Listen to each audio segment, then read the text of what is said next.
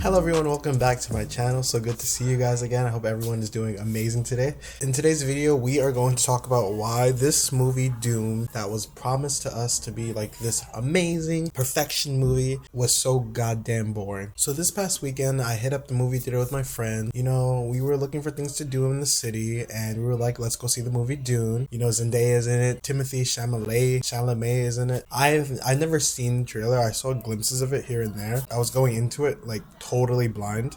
If you hear my grandmother talking in the back, she's like on the phone loud as hell. But anyway, first of all, guys, this movie is 2 hours and 35 minutes. Like, already off the bat, what the fuck? Like, I don't believe movies should be that long. I think they should be max 2 hours. But you know what? Whatever. I gave it a try. And I have some thoughts on the movie. Like, my biggest thought about it, like, the first thing I want to get out of the way is that I want to diagnose this movie. I think that this movie suffers from what a lot of great movies suffer from. That's something called BTBS, otherwise known as budget too big syndrome. I think a good example of this kind of syndrome is Avatar. So movies that have BTBS, this is how I think it happens. I think the studio, they get the idea, they get the pitch, they get this like amazing, beautiful cast, like everyone looks gorgeous, star-studded perhaps. Typically there's like a story to go off of sometimes, like a book that's already established that was successful, or a TV show that was established that was already successful, and they go off of it and they think, you know, this is going to be so successful and we're just going to throw our entire budget off it. We're going to give them all the money that we need. We're going to give them like so much so that when people see this movie, they're going to see like how amazing our CGI is, how amazing our animation is, how amazing everything is. Balls to the wall, like CGI out the wazoo, which is fine, it's great, but I think sometimes they forget to actually write a good story, a movie with like a compelling plot that people are going to remember. You know, okay, yeah, they enjoy the cool scenes and the cool art, but after that, when they talk about it, like, people are going to remember it like for decades to come. And I feel like instead of that, you get a movie that was like, when I watch Avatar, like when I watch Dune, like I feel like this movie was literally written to basically show you how good their CGI is, how good that their art style is, how good that their scenes are. Like, it was literally just created to give you amazing visuals, but a story that's just like like Avatar. And it's a movie that people forget pretty soon after, and they don't really come back to visit too much, like Avatar. So from what I was able to piece together, like, first of all, bro, the confusion I felt watching this movie, like I was even more so confused watching this movie than I was watching Tenet, and Tenet was a confusing movie for me. So the confusion I felt watching this movie, I was an hour into it. I had no idea what was going on. I had no idea who these people are. Like I knew. So this is what I was able to piece together from like watching it and like discussion. So the premise of the show is that like it's kind of like Game of Thrones meets Star Wars. We have different houses, like different families under this like empire, I guess. And these families fight for power or fight for resources. And Timothy Chalamet is like the son of this duke, and his mother is like this powerful witch. Zendaya is not actually really in this movie. Like, she shows up in like clips here and there, like just like visions that Timothy sees throughout the movie. She doesn't really actually show up to like do anything until like the last like maybe 30 minutes or so. And I don't know, like they're not really families because, for example, there was like this group of like bald people, and I think Batista's like one of them. It's like they're not, I don't think they're family. They just seem like a group of people who look like the similar race, and they just work together and they serve like an empire, and they serve an emperor. And Zendaya's looks like kind of like a group of like ragtags, like just a bunch of dudes came together and like they're just, I don't know, in the desert and shit. Basically, anyway, Tim and his father and they're like a royal family, I guess. They go to this place because they're going to take over this place that produces spice, like this desert that produces spice, and spice is valuable because it's very important for like space travel, I guess. They plan like a coup against Timothy's family. Timothy's family gets like, I would say spoiler alert here by the way, but like nothing really happens in the story, so there's nothing to spoil. They make a hit on Timothy's family, and like Timothy and his mom have to run away. They end up in the desert, and there's like worms and shit, and then there's like people who support them and shit, and it's just a lot. Like it's just chaotic and like confused and like messy. I see the Wikipedia article that explains like what the premise is, and now it makes sense. But like, I didn't see this before. Like I just went into the movie. I don't think you should have to see like a Wikipedia article explaining the fucking movie before you go into it to understand it. Like, I didn't know what the plot was. I didn't know what the goal of the movie was. Like many of the names of the characters and like the families are like a different language, and they're like really long and complicated. So like it was very hard to follow like who is who, like what does this name mean, like who are these groups of people, like it's like what are you talking about? Going along with that, one of my biggest things with this movie that I had a problem with holy hell, can we get some subtitles, please? Can we get some subtitles? I can hear, my hearing is very good, but maybe you guys have noticed it in a lot of serious movies. They do this thing, like especially if it's like a royal family, they do this thing where they speak in this like really like hurried, rushed manner, like this, like because it's super important, because it's super like, the mom does this a lot. For example, she'd be like, the king will not tolerate this. Like that's how they speak, and it's so hard to hear it like in the theater and like the way it's mixed. It's so hard to understand what they're saying. So you can imagine that's actually quite problematic, because like especially when like the main characters are talking, like, and you can't make out what exactly they're saying. For example, there's this scene where like the Duke and his wife are in bed together, and the Duke says something like, I should have married you, or I shouldn't have married you. And like he said it so quietly, and then the way that the sound was mixed was that like you couldn't tell if he said I should have married you or I shouldn't have married you. And it was like, even the people next to me were like asking each other, like, did he say should or shouldn't have? And that's not a small detail. Like that's like that's a like, you need to know what he said, because it's like, should we feel bad for their relationship, should we feel good for their relationships, like, you know what I mean? So it's like, it's that kind of small details that you can't hear, so it's like you get really confused as like what's happening in the story.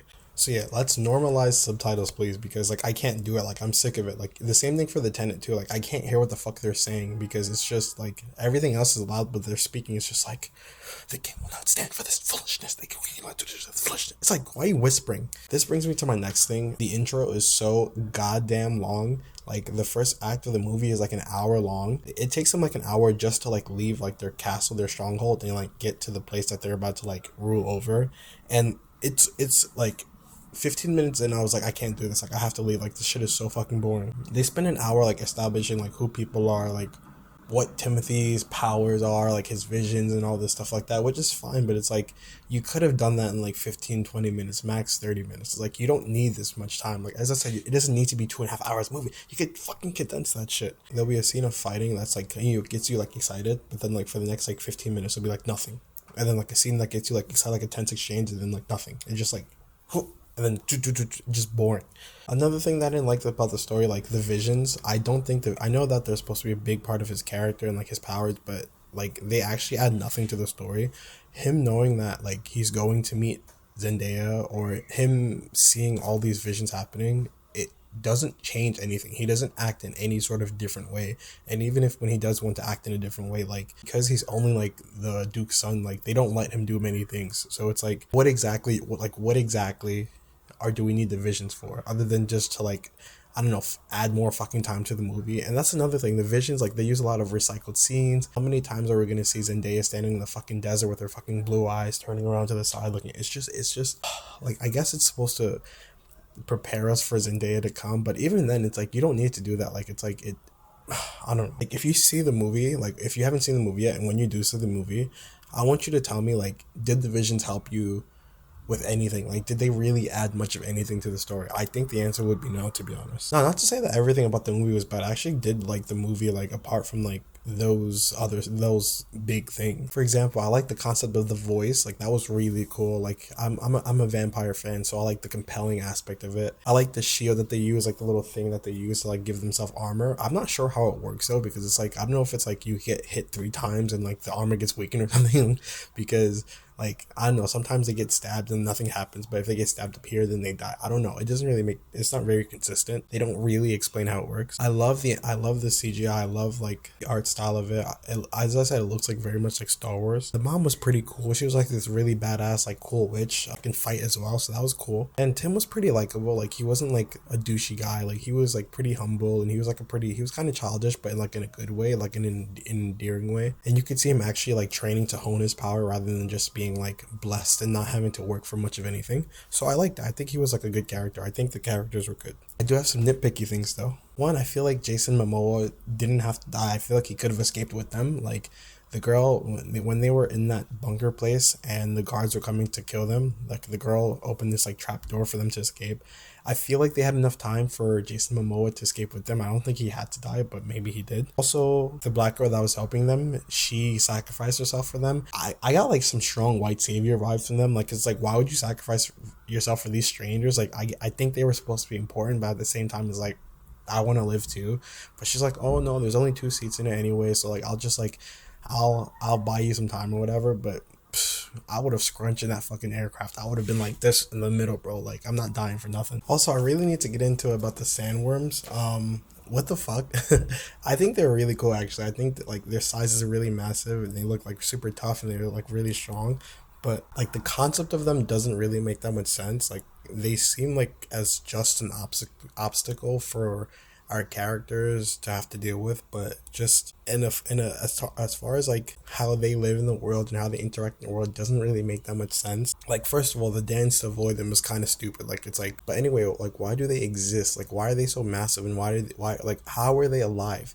In the movie, they're like, they can grow to around 400 meters long, which is like the size of the Empire State Building. Like, unless they eat sand, like, how are they, like, what is fueling them? Like, what the fuck are they eating to survive? Like, if they eat people, then they would probably be like destroying whole civilizations like for one meal, because they're so massive. And another thing that was so confusing to me is like, why would a few people, like 3 or 4 people, like just walking, cause such a big flurry of them like to want to race across the desert to try to eat them? Because that doesn't make any sense. Like, these people are like, what, at 1.5 meters, and this worm is like 400 meters. The worm is like, oh, like what, 240 times bigger than these people. Why would you expel that much energy to eat these? Like that's like me running like 2 or 3 blocks to get like a single fruity pebble. That doesn't make sense. It's like so it like it's just really stupid. It's cool though, but it's just really stupid. That brings us to the last part. Like, how would I change the movie? Like, what do I think the movie should have been like?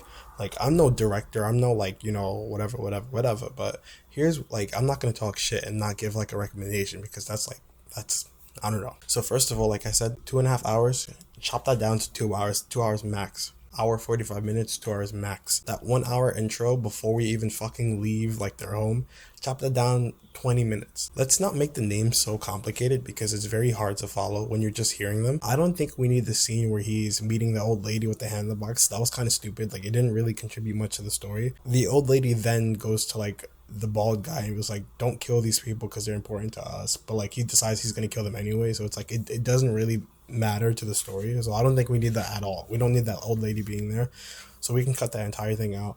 The exchange with the doctor that Timothy has at the beginning, the doctor's like, oh, like something their own design. Like, I don't know what the fuck he was trying to do, because come to find out he's the traitor. So I think we could have just scrapped that entire thing out. We could have just built it from the beginning, and the doctor was sus. The scene where the mom is picking the maid, I think we could have done without that. I think, or we could have made that shorter. It was kind of stupid. I think the whole thing was just to show that, you know, again, the white savior thing. Like, oh my god, we need these people in our life to save us, and like to give her the sword. And it's just like, we could have done that better. That was just, we could have scrapped that whole thing. We didn't need that. We could have cut down on a lot of the visions. We could have made them like better visions, or we could have just removed them entirely, because we didn't need them at all. Personally, maybe we need them in the second part. The coup could have happened as it happened, that's fine. The escape could have happened as it happened, that's fine. Like, but I don't think the black girl did have to die. I think she could have gone with them. I think that would have made it a more interesting story. And then the end, like, I guess it should have been when Timothy is fighting the guy who doesn't accept him and his mom being there. When Timothy is fighting like the black dude, Timothy shouldn't have won, I think, because like, why is he strong enough to defeat this like warrior, the soldier, when he doesn't train that, like when he's not that good? Anyway, my phone just died, but as I was saying, I think that the black dude didn't have to die. At least he could have like at least respected that Timothy was a strong fighter, and they could have traveled together. I don't know why he had to die. And my last thing, I think Zendaya should have been in the movie more, other than like the last 30 minutes or so. I think we should have seen like, you know, how her backstory for a bit, or we could see her dynamics with the group. But yeah, I don't know. That's just me. I'm not like a writer or anything like that, but anyway, so that was my review of the movie. I really want my money back, and I want my time back. It was a very long time plus trailers, and I just didn't enjoy it. It was kind of boring. It was kind of cool here and there, but it was just overall pretty fucking boring. So I don't know. Watch it if you want to watch it, or if you watched it, I hope you could relate to this video or not. I don't know. Anyway, I'll see you guys next time. I hope you guys enjoyed the video. Have a good rest of the morning, afternoon, evening, night, whatever. I'll see you guys next time. Bye bye.